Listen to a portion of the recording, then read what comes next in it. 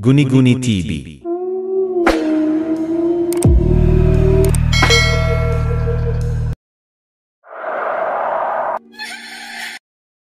Magandang araw po sa inyong lahat. Sana maibigan niyo ang kwentong ibabahagi ko sa inyo. Sa isang liblib na baryo sa bayan ng San Roque, sunod-sunod ang pagkawala ng mga buntis tuwing kabilugan ng buwan. Walang makapagpaliwanag kung paano nawawala ang mga ito. Ang tanging bakas na naiiwan ay ang mga patak ng dugo sa bubong ng kanilang bahay at mga padkaladkad ng kuko sa kahoy na dingding. Napuno ng takot ang buong baryo. May aswang, sigaw ng matatanda. Manananggal, bulong ng iba. Walang ibang malalapitan ng mga tao kundi si Carigor.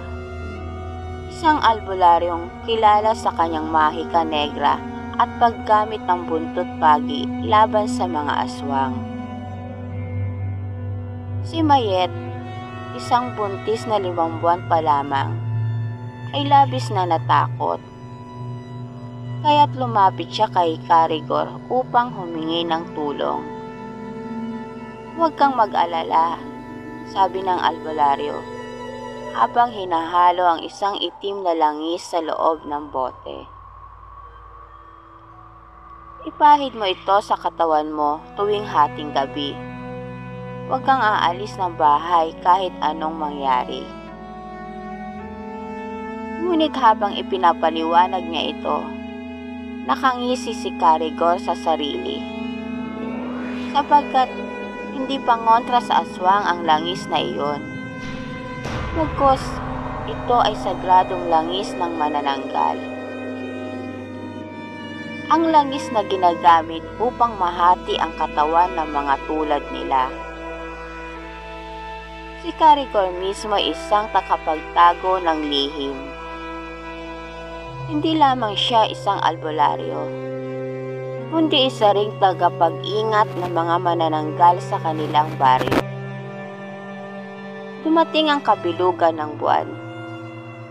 Gaya ng utos ni Carigor, ipinahid ni Mayet ang langis sa kanyang katawan bago matulog. Ngunit may kakaibang naramdaman siya. Tila may bumibigat sa kanyang dibdib. Parang may malamig na kamay na humihila sa kanya. Eksaktong hating gabi, narinig ni Mayet ang pagkaskas ng mahabang kuko sa bubong ng kanilang bahay. Huminga siya ng malalim, pinilit na huwag gumalaw. Biglang may bumagsak sa bubungan. Isang itim na nilalang na may malalaking pakpak. Ang kalahating katawan nito ay lumulutang sa ere at ang mata ay kumikislap sa dilim. "Ang bango ng dugo mo," bulong ng halimaw.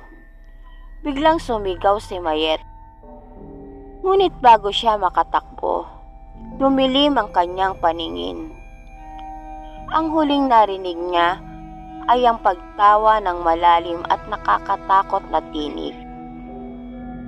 Kinabukasan, wala na si Mayet.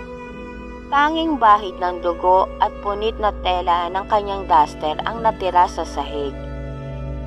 Dahil dito, isang matandang lalaki ang naglakas loob na lumapit kay Rigor. Siya si Mang Pedro, isang dating albularyo na may malalim na kaalaman tungkol sa mga aswang. "Carigor," bulong ni Mang Pedro, "hindi ko gusto ang amoy ng langis na ginagamit mo. Hindi iyon pangontra, kundi langis ng manananggal." Nagpanting ang tenga ni Carigor. Alam niyang natuklasan na ni Mang Pedro ang kanyang lihim.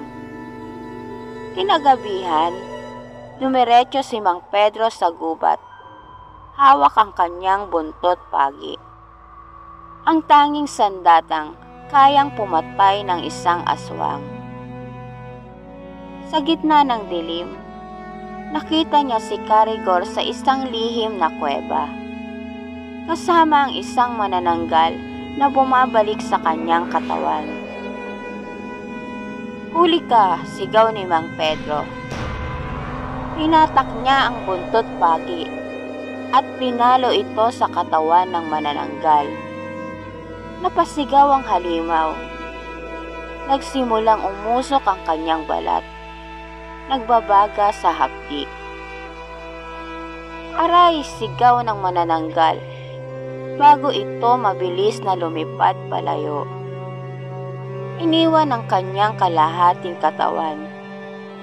Dito nalaman ni Mang Pedro ang buong katotohanan. Hindi lang albularyo si Carigor, kundi isang lingkod ng mga halimaw. Nagnitngit si Carigor. Hinugot niya ang isang bote ng langis at sinubukang pahira ng sarili. Ngunit huli na ang lahat. Pinaikot ni Mang Pedro ang buntot pagi at hinataw ito sa kanyang mukha. Napahandusay si Carigor. Nangisay at nagsimulang mangitim ang kanyang balat. Nangilabot siya sa sakit. Bakit? Hindi ganito dapat ang mangyari, ang bulong niya. Dahan-dahang lumambot ang kanyang katawan, hanggang sa maging isa siyang tuyong bangkay.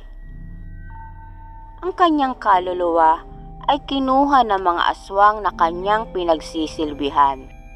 Isang parusang walang hanggan. Nang mawala si Carigor, tumigil ang pagkawala ng mga buntis sa baryo. Ngunit tapos na ang lahat tuwing kabilugan ng buwan. May ilang residente pa rin nakakarinig ng malalim na halakhak mula sa loob ng lumang bahay ni Carigor. Isang paalala na minsan isang peking albularyo ang nagtangkang maglingkod sa dilim.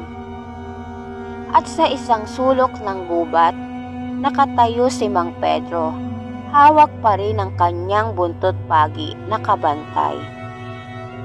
Dahil ang laban sa kasamaan ay hindi kailanman natatapos. At dito na po nagtatapos ang aking kwento. Salamat po.